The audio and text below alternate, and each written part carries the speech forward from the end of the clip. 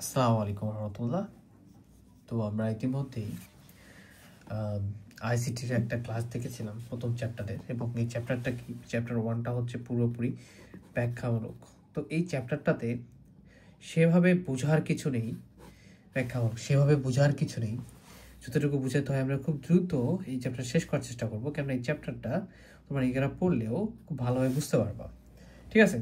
So আমরা যেভাবে chapter 1 class 1 করেছিলাম তাই ধারাবাহিকতা দ্বিতীয় ক্লাসটাও করবো ইনশাল্লাহ।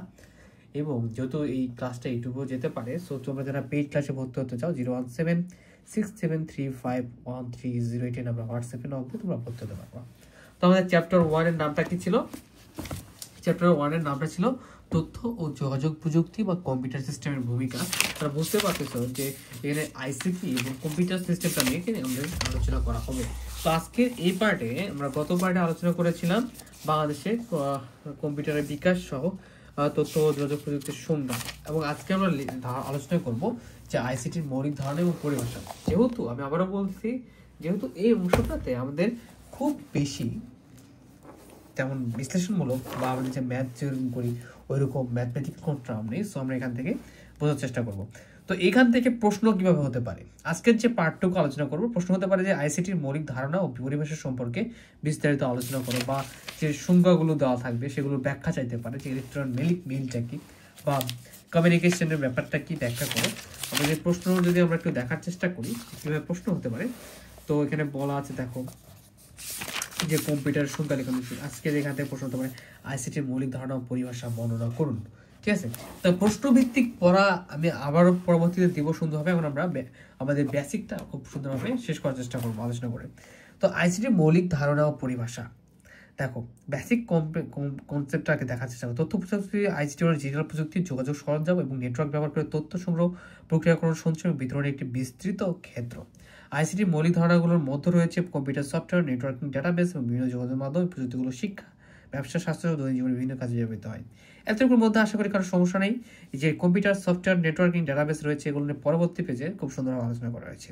এই নেটওয়ার্কটা প্রযুক্তি হলো ডিজিটাল প্রযুক্তি, যোগাযোগ সরঞ্জাম, নেটওয়ার্ক ব্যবহার করে তথ্য সংগ্রহ, প্রক্রিয়াকরণ, সঞ্চয়, বিতরণ একটা বিস্তৃত ক্ষেত্র। তো সংগ্রহ, প্রক্রিয়াকরণ, সঞ্চয় ব্যবহার বিতরণ ব্যবহারগুলো আমরা জানি। তাহলে আইসিটিটা কি হচ্ছে? যে ডিজিটাল প্রযুক্তি রয়েছে, যোগাযোগ সরঞ্জাম রয়েছে, নেটওয়ার্ক ব্যবস্থা রয়েছে, সবগুলো একটা কি বিস্তৃত ক্ষেত্র। কিসের ক্ষেত্রে? যে সংগ্রহ, প্রক্রিয়াকরণ, সঞ্চয়, বিতরণের ক্ষেত্রে।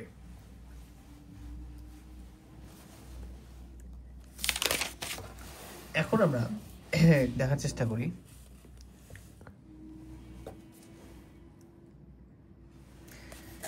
মূল ধারণাতে আসার চেষ্টা করি, বেসিক কনসেপ্টটা দেখলাম। এখন দেখো তথ্য প্রযুক্তির যে ব্যাপারটা রয়েছে, এই আইসিটিটা কি বা তথ্য প্রযুক্তি বলতে কি বোঝায়? যে আইটি, ইনফরমেশন টেকনোলজি, তথ্য যোগাযোগ প্রযুক্তিটা হচ্ছে আমাদের কি আইসিটি। ওকে, তো এখান থেকে আমরা আইটি, আমরা গত ক্লাসে দেখেছি যে আইটি ওর সিটি। আইটি হচ্ছে ইনফরমেশন টেকনোলজি আর সিটি হচ্ছে কমিউনিকেশন টেকনোলজি, দুইটার যোগফলে হচ্ছে আমাদের আইসিটি, রাইট? তো দেখো আইটি মানে ইন্টারন্যাশনাল ইনফরমেশন টেকনোলজি, তথ্য দ্রুত আহরণ, প্রয়োজন অনুযায়ী সংরক্ষণ, আধুনিকরণ, ব্যবস্থাপনা, বিতরণ করা হয় যে প্রযুক্তির মাধ্যমে, তাকে তথ্য প্রযুক্তি বা ইনফরমেশন টেকনোলজি বলা হয়। তবে সংজ্ঞাটা মুখস্থ করে ফেলবা। তবে এখন আমাদের যেহেতু প্রশ্নের প্যাটার্নটা কীরকম হয়ে গেছে, যে 12টা প্রশ্ন দেওয়া থাকবে, এর ভিতরে 8টা প্রশ্ন লিখতে হবে। তো তোমরা প্রথম পরীক্ষামূলক পরীক্ষা দিবা, সো একদমই এক্স্যাক্টলি বলা কঠিন যে প্রশ্নটা কীভাবে হতে পারে। সো তোমাদের এই যে তোমরা যদি বর্ণনামূলক প্রশ্ন উত্তর দিতে চাও, তারপর তখন কিন্তু তথ্য প্রযুক্তির কী ব্যাপার জিনিস সেটা কিন্তু জানা রাখতে হবে। সো এই যে তথ্য প্রযুক্তির কীটা মনে রাখবা, তথ্য দ্রুত আহরণ, প্রয়োজনীয় অনুযায়ী সংরক্ষণ, আধুনিকরণ, ব্যবস্থা বিতরণ করা হয় যে প্রযুক্তির মাধ্যমে, তাকে তোমরা কি শুধু ইনফরমেশন টেকনোলজি বা হচ্ছে যেটাকে বলা হয় তথ্য প্রযুক্তি বলা হয়। আধুনিক তথ্য প্রযুক্তি যুগ সাধারণত তথ্য বলতে বলা হয় সংরক্ষণ, প্রক্রিয়াকরণ, প্রয়োগ করা প্রযুক্তিকে বোঝায়। তো আজকের এই পার্টে আমাদের কম্পিউটার নিয়ে কিছু আলোচনা থাকবে, যেগুলো আমি ভিডিও আকারে পরবর্তীতে দেখাবো। কম্পিউটার একদম প্র্যাকটিক্যাল, যে কোনটাকে কি বলা ও কি বলা হচ্ছে, ঠিক আছে? তো এখানে একে ইনফরমেশন টেকনোলজি আইটি বলা হয়। টেলিযোগাযোগ, স্যাটেলাইট যোগাযোগ, অডিও ভিডিও সম্প্রচার, ডাটাবেস ব্যবস্থাপনা, সফটওয়্যার উন্নয়ন, নেটওয়ার্ক, মূলধন প্রযুক্তি, বিনোদন প্রযুক্তি, প্রশিক্ষণ ব্যবস্থা, তথ্য পাঠান, সবগুলোকে তথ্য প্রযুক্তি বলা যেতে পারে। এক কথায় কম্পিউটার এবং টেলিযোগাযোগ ব্যবস্থার মাধ্যমে তথ্য সংগ্রহ, সংরক্ষণ, প্রক্রিয়াকরণ এবং প্রয়োগ ব্যবস্থাকে তথ্য প্রযুক্তি বলা হয়। তো এত কিছু বলতে গেলে কি তুমি পড়বা, যতটুকু ধারণা নিতে পারো নিয়ে পড়া লেখার চেষ্টা করবা, ঠিক আছে? যে ইনফরমেশন টেকনোলজির প্রধান সংখ্যা এটাই। যদি বিস্তারিত বলে, যদি শুধু তথ্য প্রযুক্তি নিয়ে প্রশ্ন যদি আসে, সেক্ষেত্রে পুরোটাই দিতে হবে। যোগাযোগ প্রযুক্তির কি কম্পিউটার বা অন্য কোনো যন্ত্রের মাধ্যমে ডাটাবেস এক স্থান থেকে ডাটা বলতে কি বলে? ডাটা বলতে আমাদের যে তথ্যটা, সেটাই কিন্তু প্রধান ডাটা, ঠিক আছে। এক স্থান থেকে অন্য স্থানে কিংবা এক ডিভাইস থেকে অন্য ডিভাইস স্থানান্তরের প্রক্রিয়া হচ্ছে ডাটা কমিউনিকেশন। দেখো আমরা শেয়ার ইট ব্যবহার করি, রাইট? শেয়ার ইটের মাধ্যমে কিন্তু একটা ডিভাইস থেকে আরেকটা ডিভাইসে কি করতে পারি, আমরা তথ্য বা যে ডাটাগুলো থাকে সেগুলো আমরা পার করি। তো এখানে যোগাযোগ প্রযুক্তি বা ডাটা কমিউনিকেশন বলতে বোঝাচ্ছে কি, যে তুমি কোনো যন্ত্রের মধ্যে ডাটাকে এক স্থানে তো অন্য স্থানে বা একটা ডিভাইস থেকে অন্য ডিভাইসে তুমি পার করতেছো, সেটা হচ্ছে ডাটা কমিউনিকেশন। কাজে কমিউনিকেশন বা যোগাযোগ এমন একটি প্রক্রিয়া যার মাধ্যমে এক স্থান হতে অন্য স্থানে নির্ভরযোগ্য ডাটাবেস বা তথ্য আদান সম্ভব। ডাটা কমিউনিকেশন ব্যবস্থার সাথে সংশ্লিষ্ট প্রযুক্তিকে যোগাযোগ প্রযুক্তি বা কমিউনিকেশন টেকনোলজি বলে। আচ্ছা, তো ডাটা কমিউনিকেশন সংশ্লিষ্ট প্রযুক্তিকে আমরা যোগাযোগ প্রযুক্তি বলি। যোগাযোগ প্রযুক্তি কাকে বলছে? এই যে ডাটাটা আমাদের কি হচ্ছে, ডাটা কমিউনিকেশনটা তৈরি হচ্ছে, মানে কি এক স্থান থেকে অন্য স্থানে ডাটাটা আমাদের স্থানান্তর হচ্ছে, এটাকে ডাটা কমিউনিকেশন বলছি। আর সেটার সাথে সংশ্লিষ্ট যে প্রযুক্তিটা আছে, যে প্রযুক্তির মাধ্যমে এক স্থান থেকে অন্য স্থানে ডাটাগুলো আদান প্রদান সম্ভব হচ্ছে, সেই প্রযুক্তিটাকে আমরা বলতেছি কমিউনিকেশন টেকনোলজি বা যোগাযোগ প্রযুক্তি। ওকে, আচ্ছা আমরা এখন আরো দেখার চেষ্টা করি। দেখো, তোমরা যে প্রকাশনী বা যে বই ফলো করো না কেন, সেখান থেকে পড়াশোনা, আমাদের প্রকাশনীর বই আমরা এখান থেকে যেভাবে পড়াচ্ছি তোমরা সেভাবে পড়ার চেষ্টা করবা। অন্য প্রকাশনীর বই ফলো থাকলে এই পয়েন্টগুলো বা এই টাইপের প্রশ্নগুলো বা যেখানে আলোচনা করা আছে সেখান থেকে পড়ে নিবা। কম্পিউটার হচ্ছে একটি ইলেকট্রনিক যন্ত্র। কম্পিউটার কি? যার মাধ্যমে খুব সহজে অল্প সময়ে প্রচুর তথ্য সমৃদ্ধ বড় গাণিতিক ম্যাথমেটিক হিসাব সহ বিভিন্ন ধরনের সমস্যার সমাধান করা যায়। এতে রয়েছে মেমোরি, নিয়ন্ত্রণ অংশ, গাণিতিক যুক্তি সংগ্রহ অংশ, নির্গমন অংশ। তো আমি ক্লাসটার শেষে তোমাদের আমি কম্পিউটারটাকে ডেমো প্র্যাকটিক্যাল হিসেবে দেখাবো, ঠিক আছে? কম্পিউটার কি একটি ইলেকট্রনিক যন্ত্র যার মাধ্যমে খুব অল্প সময়ে প্রচুর সময় বড় গাণিতিক হিসাব সহ বিভিন্ন ধরনের সময়। কম্পিউটারটা মূলত প্রথমত কিসের জন্য আবিষ্কার হয়েছিল? যে গাণিতিক বড় বড় গাণিতিক হিসাবগুলো করার জন্য। পরবর্তীতে বিভিন্ন কিছু যুক্ত হয়েছে, বিভিন্ন ধরনের সমস্যার সমাধান। এতে রয়েছে মেমোরি, নিয়ন্ত্রণ অংশ, গাণিতিক যুক্তি অংশ, নির্গমন অংশ। আমাদের ফরটার্ন প্রোগ্রামিং রয়েছে দ্বিতীয় বর্ষে, উনি যারা পড়ে সেখানে দেখতে পাবে যে বিভিন্ন ফরটার্ন ইউজ করে আমরা কি করতেছি, কম্পিউটারকে বোঝানোর ট্রাই করবো যে বিভিন্ন গাণিতিক সমস্যাগুলো তারা কম্পিউটার কীভাবে সমাধান করতে পারে। এই সমস্ত ধরনের ডাটাকে নাম্বারে রূপান্তরিত করে সমাধান শেষে আবার ডাটায় রূপান্তরিত করে, ডাটাকে কি করে নাম্বার রূপান্তরিত করে, আবার কি করে, আবার এরা হচ্ছে শেষে ডাটায় রূপান্তর করছে। ব্যাখ্যামূলক পড়ে নেবা, ঠিক আছে? এই পর্যন্ত কম্পিউটারের সংজ্ঞা। কম্পিউটার একটি উন্নত বৈদ্যুতিক ডিভাইস বা ব্যবহারকারীর কাছ থেকে ইনপুট হিসেবে ডাটা নেয় এবং এই ডাটাগুলো থেকে দেওয়া নির্দেশাবলী অনুসারে প্রসেস করে ফলাফল দেয়। মানে কি, কম্পিউটার হচ্ছে একটা বৈদ্যুতিক ডিভাইস, যেটা কি কম্পিউটার সংজ্ঞা যদি বলে কম্পিউটারটা কাকে বলে বা কি, তোমরা এতটুকু দিবা তাহলে হবে। কম্পিউটার একটা উন্নত বৈদ্যুতিক ডিভাইস বা ব্যবহারকারীর কাছ থেকে ইনপুট হিসেবে একটা ডাটা নেবে, তুমি একটা ডাটা দিবা, সেই ডাটাটা কি করবে না, সেই নির্দেশ অনুসারে একটা ডাটাগুলো আগে থেকে দেওয়া নির্দেশাবলী প্রোগ্রাম সেট করা থাকে, ঠিক আছে? এই যে প্রোগ্রামের কথা বললাম, ফরটার্ন প্রোগ্রামের কথা বললাম, তো একটা প্রোগ্রাম দেওয়া আছে। ধরো তুমি যে এরকম ব্যাপার যে তুমি বলতেছ কম্পিউটারকে যে 5+5 দিয়ে দিলা, এখন 10 কিভাবে করবে, তো এর জন্য একটা ফরটার্ন প্রোগ্রাম আগে থেকে সেট করা থাকে যে যোগফল কিভাবে বের করবে, সেই হিসেবে সে কাজ করতে পারে। তুমি একটা ইনপুট দিয়ে দিছো, সেটাকে কি করবে, যে ধীরে ধীরে ক্যালকুলেশন করে সেখান থেকে একটা প্রসেস করে আউটপুট আনবে বা ফলাফল দিবে, সেটাই হচ্ছে কম্পিউটারের সংজ্ঞা। এখন হচ্ছে হার্ডওয়্যার বা সফটওয়্যার। তো এখন দেখা যাক হার্ডওয়্যার বা সফটওয়্যারটা কি বলছে। দেখো, হার্ডওয়্যারটা হচ্ছে কম্পিউটার সকল প্রকার ফিজিক্যাল যন্ত্রের সঙ্গে বলা হয় হার্ডওয়্যার। হার্ডওয়্যারটা কি? কম্পিউটার সকল প্রকার ফিজিক্যাল যন্ত্রের সঙ্গে বলা হয় হার্ডওয়্যার। টাইপরাইটারের মতো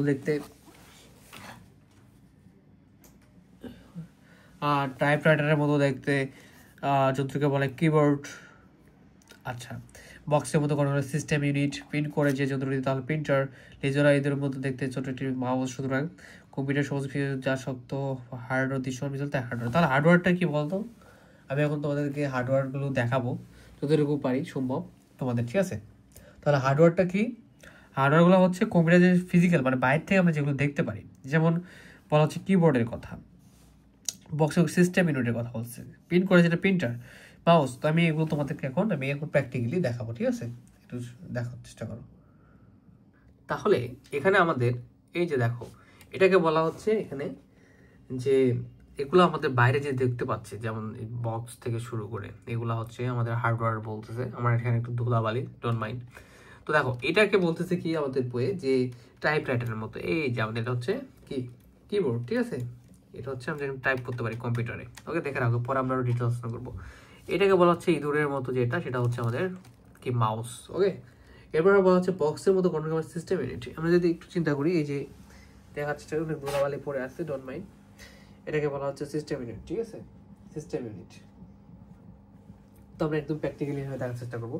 আর প্রিন্টারটা হচ্ছে কি, যে আমরা যখন হচ্ছে বিভিন্ন ওই যে ফটোকপি করতে চাই না দোকানে গিয়ে বলবো ভাইয়া প্রিন্টার কোনটা, তখন তারা থেকে আমার প্রিন্টারটা নিয়ে দুঃখিত, ঠিক আছে। তো এই ব্যাপারগুলোকে, এই যে ফিজিক্যাল অংশ শক্ত, যেমন বক্স, এই যে বক্স দেখা যাচ্ছে, এই যে ফিজিক্যাল যে অংশগুলো রয়েছে কম্পিউটারের, সেই ফিজিক্যাল অংশগুলোকে বলা হচ্ছে, মানে বাইরে যে শক্ত যে অংশগুলো দেখতে পাচ্ছি সেগুলোকে বলা হচ্ছে আমাদের কি দৃশ্যমান, তাই হচ্ছে হার্ডওয়্যার। ওকে, আচ্ছা, আই হোপ যে তোমরা ব্যাপারটা বুঝতে পেরেছো। আমার একটু জ্বর সর্দি, ভয়েসটা অন্যরকম। এখন দেখো সফটওয়্যার কি, শুধুমাত্র হার্ডওয়্যার দিয়ে কম্পিউটার কোনো কাজ করতে পারে না, কোনো কাজ করতে পারবে কি পারবে না তার জন্য নির্দিষ্ট প্রয়োজন, একগুচ্ছ নির্দিষ্ট বলা প্রোগ্রাম, একটি অথবা অনেকগুলো প্রোগ্রাম বলা হয় সফটওয়্যার। সমস্ত লজিক্যাল নির্দেশ কোমল অভিযোগ, তাই সফটওয়্যার। তো এখন দেখো সফটওয়্যার কোনটা বলো তো। ধরো শুধুমাত্র তো হার্ডওয়্যার দিয়ে আমাদের কি করতে পারবো না, আমরা আমাদের কোনো কাজ করতে পারবো না যদি এর ভিতরে কোনো সফটওয়্যার না থাকে, কোনো প্রোগ্রাম না থাকে। তো কোনো কাজ করতে পারবে কি পারে তা জানার জন্য নির্দেশনার প্রয়োজন পড়বে। আর এই একগুচ্ছ অনেকগুলো নির্দেশনাকে বলা হয় প্রোগ্রাম। এইটি হয়তো অনেকগুলো প্রোগ্রামকে বলা হয় সফটওয়্যার। সমস্ত লজিক্যাল নির্দেশনা কোমল বা অদৃশ্যমান, তাই সফটওয়্যার। বলতে গেলে কি, যেগুলো আমরা দৃশ্যমান দেখতে পাচ্ছি এগুলো তো হার্ডওয়্যার, আর সফটওয়্যারটা হচ্ছে কম্পিউটারের ভিতরে থাকবে, যে অদৃশ্যমান, যেটা হচ্ছে আমাদের কি করবে, যে অনেকগুলো প্রোগ্রাম যেগুলো হচ্ছে আসলে গাণিতিক কাজ করবে, বিভিন্ন ফরটান তৈরি করবে, প্রোগ্রাম তৈরি করবে, প্রোগ্রামগুলোকে কাজ করে সেই ইনপুট তুমি ইনপুট দিবা, যে আউটপুট দিতে সাহায্য করবে, সেগুলোকে বলা হচ্ছে সফটওয়্যার। তো সফটওয়্যার আসলে বিভিন্ন ধরনের হয়ে থাকে। তো তার মধ্যে আমরা কিছু সফটওয়্যার হচ্ছে, এটাকে বলা হচ্ছে সিস্টেম সফটওয়্যার।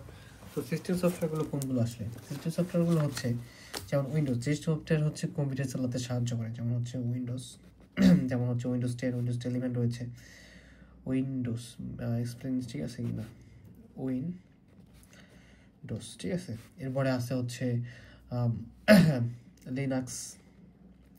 এটা কাজ কি, এই সিস্টেম সফটওয়্যার কাজ কি, যে এরা হচ্ছে লিনাক্স, আমি খুব সিম্পল করে দেখাচ্ছি, কম্পিউটার চালাতে সাহায্য করে, যেমন হচ্ছে iOS। তারপর হচ্ছে ডিভাইস ড্রাইভার, যে কিবোর্ড মাউস প্রিন্টার রয়েছে, এগুলোকে ইয়ে করতে সাহায্য করে, ঠিক আছে। আচ্ছা, এরপর রয়েছে আবার হচ্ছে মনে করো যে অ্যাপ্লিকেশন সফটওয়্যার। কি সফটওয়্যার? Application software. ওকে, ডট দিয়ে দিলাম। আর এটা কি আছে, অ্যাপ্লিকেশন সফটওয়্যার। তো অ্যাপ্লিকেশন সফটওয়্যার কোনগুলো, যেমন ধরো হচ্ছে এমএস ওয়ার্ড, এরপর হচ্ছে পাওয়ার পয়েন্ট, এরপর কি রয়েছে গুগল ক্রোম, জুম, ইউটিউব, বিভিন্ন কিছু, ঠিক আছে, ইউটিউব, ক্যালকুলেটর থেকে শুরু করে বিভিন্ন কিছু। এরপর একটা রয়েছে আমাদের সফটওয়্যারের মধ্যে হচ্ছে প্রোগ্রাম সফটওয়্যার, যাদের সফটওয়্যার বানানো হয় আর কি, এটা আমরা দেখলাম যে। আর এই সফটওয়্যারটা অ্যাপ্লিকেশন সফটওয়্যার হচ্ছে যা ব্যবহার করে সরাসরি আমরা ব্যবহার করে থাকি, যেমন তোমরা ইউটিউবে বা ফেসবুকে ক্লাস করতেছো। এরপরে ধরো যে প্রোগ্রামিং সফটওয়্যার, যাদের সফটওয়্যার হচ্ছে বানানো হয় সাধারণত, যে কোডগুলো ব্যবহার করে, যেমন কোড ব্লকস, ঠিক আছে। এটা কি প্রোগ্রামিং সফটওয়্যার, প্রোগ্রামিং সফটওয়্যার, ঠিক আছে। যেমন হচ্ছে আমরা একটা এক্সাম্পল দিতে পারি, যে কোড ব্লকস। ওকে, এরকম আরও অনেক রয়েছে, অ্যান্ড্রয়েড স্টুডিও, এই ভিজুয়াল স্টুডিও কোড। তো যাই হোক, যতটুকু জানা দরকার জেনে নিল। এরপর রয়েছে নেটওয়ার্কিংয়ের ব্যাপার। নেটওয়ার্কিংটা হচ্ছে দুই বা ততোধিক কোনো কিছু কম্পিউটারকে কোনো কিছুর মাধ্যমে সংযোগ স্থাপন করাকে নেটওয়ার্ক পরে কম্পিউটার করে, যেমন কেবল একটা কম্পিউটার সাথে একটা করে, মডেম, স্যাটেলাইট, বিভিন্ন কিছু, ঠিক আছে। আচ্ছা, তো এই পাশ থেকে তোমরা এগুলো পড়ে নিবা, রকম কী জিনিস সেগুলো তোমরা পড়লে বুঝতে হবে। কোথাও যদি পড়তে প্রবলেম হয় আমাকে জানাবে। ডাটাবেস কি, অনেকগুলো ডাটা সম্বলিত একটি উপাত্ত বা টেবিলকে ডাটাবেস। অনেকগুলো ডাটা সম্বলিত একটি উপাত্ত বা টেবিলকে আমরা ডাটাবেস, বিভিন্ন মানুষের নাম, টেলিফোন নাম্বার যুক্ত টেলিফোন ইন্ডেক্সটি আপনি ব্যবহার করছেন, সেটা একটি ডাটাবেস, ঠিক আছে। যোগাযোগ হচ্ছে পড়ে নিবা, এটা পড়ে নিবা তোমরা, তেমন কিছু ইম্পর্টেন্ট না এগুলো। ইলেকট্রন মেইলটা পড়ে নিবা, খুব সহজে বুঝতে পারবা। কমিউনিকেশনটা কী জিনিস, এটা হচ্ছে যে দেখো তো আমাদের কি, যে দুই বা ততোধিক ব্যক্তির মধ্যে তথ্য আদান করে টেলিকনফারেন্সটা বলে। অবস্থায় টেলিফোন, অডিও, ভিডিও, কিবোর্ড ইত্যাদির জন্য ব্যবহার করা হয়। মানে কি, দূরবর্তী স্থানে বিভিন্ন সভা বা অনুষ্ঠানে হচ্ছে আমরা যে টেলিকনফারেন্সিং করে থাকে, যে যে বলছে অনেকেই শুনতে পাচ্ছে, টেলিফোনের মাধ্যমে আমরা অডিওর মাধ্যমে রেকর্ড করতে পারি, করে পাঠিয়ে দিতে পারি, এগুলো ব্যাপারে। ভিডিও কনফারেন্স তো তোমরা জানোই যে ভিডিও কনফারেন্সটা কী জিনিস, যে কম্পিউটার মাধ্যমে টেলিকনফারেন্স ও ভিডিও কনফারেন্সিং সম্ভব হচ্ছে, মানে ভিডিওর মাধ্যমে দূরবর্তী ভিডিও কল, যেটা আর কি তোমরা সাধারণভাবে বলতে গেলে করে নিবা এটাও। এরপর হচ্ছে বুলেটিন বোর্ড, এটা হচ্ছে একজন ব্যবহৃত ইলেকট্রনিক ব্যবস্থা, টেলিফোন লাইন আমাদের কম্পিউটার বুলেটিন বোর্ড গুরুত্বপূর্ণ সংবাদ সংরক্ষিত উপযুক্ত মাধ্যমে বুলেটিন বোর্ডে প্রয়োজন মতো সংবাদ সংগ্রহ, নতুন সংবাদ সংযোজন করা, এটা পড়ে নিবা। বিভিন্ন কিছু বুলেটিন বোর্ড সংবাদে রিজার্ভেশন সিস্টেমটা পড়ে নিবা, পড়লে বুঝতে পারবা।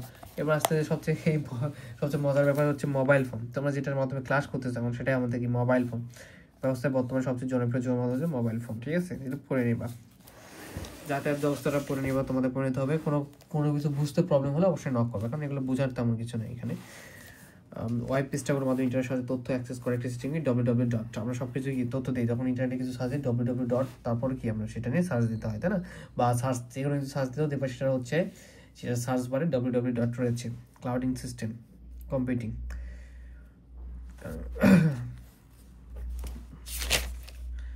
আচ্ছা, তো দেখো আমাদের যেটা প্রশ্ন ছিল যে আইসিটি এর মৌলিক ধারণা পরিভাষা, তো তোমরা এখান থেকে যদি আসে, বুঝছো, এগুলো মনে রাখবা, পয়েন্টগুলো মনে রেখে কিছু দেওয়ার চেষ্টা করবা। যদি প্রশ্ন যত মার্ক হবে তার উপরে ডিপেন্ড করে নির্ভর করতেছে, সেভাবে দেওয়ার চেষ্টা করবা। তো আজকে ক্লাস এই পর্যন্তই। আমরা এখানে দেখো ক্লাউড কম্পিউটিং এর ব্যবহার, সাত পথে ক্লাউড কম্পিউটিং এর বহুল ব্যবহৃত শব্দ। ক্লাউড কম্পিউটিং হচ্ছে আপনার গ্যাজেটের ফিচার, যে ফিচারগুলো থাকে বিভিন্ন কিছু আমরা এটার মাধ্যমে ব্যবহার করি, বা কোনো ওয়েব পেজ ব্রাউজ করি, গুগল রিডার, গুগল ক্যালেন্ডার ব্যবহার করি, ইউটিউবে কোনো ভিডিও শেয়ারিং, ফ্লিকারে কোনো ইমেজ শেয়ারিং করি, এটাই হচ্ছে ক্লাউড কম্পিউটিং। তো কি এটা হচ্ছে যে গ্যাজেটে আমরা ইউটিউবে অনেকেই চ্যানেল আছে, রাইট, বা অনেকের অনেক কিছু রয়েছে, সেখানে ভিডিও শেয়ার করতেছে, বিভিন্ন কিছু ক্লাস শেয়ার করতেছে, সেটা বলছে ক্লাউড কম্পিউটিং বলছে। মানে এক জায়গায় গ্যাজেট কম্পিউটিং, যেটা গ্যাজেট ফিচার আর কি, এক জায়গায় অনেক কিছু রেখে দেওয়া, যেগুলি খুব সহজ অপশন অধিক ক্ষমতা অনলাইন কম্পিউটিং সেবা প্রদান করে থাকে, তাকে ক্লাউড কম্পিউটিং, এটা মস্ত করে রাখবে। এই ব্যবস্থা গ্রাহক ইন্টারনেটের মাধ্যমে বিভিন্ন সেবা, যেমন সফটওয়্যার, বিভিন্ন ধরনের স্টোরেজ, কম্পিউটার সফটওয়্যার এইতে ব্যবহার করে ক্লাউড কম্পিউটিং নিজের। আচ্ছা ঠিক আছে, তো চ্যাপ্টার 1টা আমি বলেছি যে নিজে পড়ে নেওয়ার মতো চ্যাপ্টার, যতটুকু রাখবে আমি বুঝাই দিচ্ছি, তো এটা পড়ে নেবা। কোডে কি, কোডে হলো একটি প্রচুর ডেটা বিশেষ করে ভিডিও কম্প্রেশন, ডিকম্প্রেশন করার জন্য, বা ডেটা স্টোরেজ সময় ফাইল আঁকা ছোটো করে প্লেব্যাকের সময় আঁকা ডেটাকে পূর্বে আকারে ফিরিয়ে আনে। তাহলে কি যে এনকোডার এবং ডিকোডার, যা ডেটাকে একটা ফরম্যাট থেকে আরেকটা ফরম্যাটে নিয়ে যায়, যেমন অডিওকে ভিডিওতে করতেছে, ভিডিওকে অডিওতে রূপান্তর করতেছে। ডাউনলোডের তথ্য তোমরা জানো, বিভিন্ন কিছু ডেটা ফাইল ইন্টারনেটের মাধ্যমে এইটি কম্পিউটার স্থানান্তর করা বা কপি করা, যেটাকে বলা হয়। আমরা ডাউনলোড অনেক কিছু করে থাকি। আপলোড কি, তুমি ইন্টারনেটে আপলোড করছো, নিচে কিছু সার্ভারে পাঠাচ্ছ, সেটা সার্ভার থেকে কিছু নিচ্ছ, কপি করে, সেটা হচ্ছে ডাউনলোড। উপাত্ত তথ্য, ওটা পড়ে নিবা, ঠিক আছে? তারপরে তোমরা ইনফরমেশন বা তথ্য, এই পার্থক্যটা মুখস্থ করবা, যেটা ইনফরমেশন তথ্যের মধ্যে পার্থক্য, ঠিক আছে? সেটা তোমাদের মুখস্থ করতে হবে। আর এই চ্যাপ্টার 1টা যেহেতু ব্যাখ্যামূলক, যে দ্রুত পারো পড়ে পড়তে শুরু করবা, ঠিক আছে? পড়তে যাবা, পড়ার চেষ্টা করবা, যত দ্রুত পারো শেষ করে ফেলবা, ঠিক আছে? তোমাদের আমি এটা পেজ ভিত্তিক পড়া দিই। দেখো চ্যাপ্টার 9 থেকে, যারা আমাদের প্রকাশনের বই ফলো করো, তার চ্যাপ্টার 9 থেকে পেজ নাম্বার 9 থেকে একদম 20 পেজ পর্যন্ত তোমাদের পড়া থাকলো, ঠিক আছে? 20 পেজ পর্যন্ত। এটা কোনো কিছু বুঝতে প্রবলেম হলে আমাকে জানাবে। কত পর্যন্ত? 20 পেজ পর্যন্ত পড়া থাকলো। কোনো কিছু প্রবলেম হলে জানাবে, কারণ এইভাবে আঁকানো সম্ভব না, যেহেতু এগুলো সব ব্যাখ্যামূলক, নিজেকে পড়ে নিতে হবে। তোমরা যেই বই ফলো করো, অন্য বই ফলো করে থাকলে তাহলে যে এই যে ভার্চুয়াল জীবনে পড়া, ভার্চুয়াল রিয়েলিটির প্রভাবের উপর থেকে তোমরা পড়ার চেষ্টা করবে, ঠিক আছে? কোথাও প্রবলেম হলে জানাবে। যেমন এগুলো খুব বেশি জানানোর মতো বা দেখে দেখে পড়ানোর মতো কিছু নেই, কারণ এভাবে আমরা আগাতে পারবো না। সো তোমরা 20 পেজ পর্যন্ত পড়ে নেবা। নেক্সট ক্লাসে আমরা এই মধ্যে থেকে যে ইম্পর্টেন্ট টপিকগুলো রয়েছে, যেগুলো বুঝবে না, সেগুলো আলোচনা করবো। আসসালামু আলাইকুম।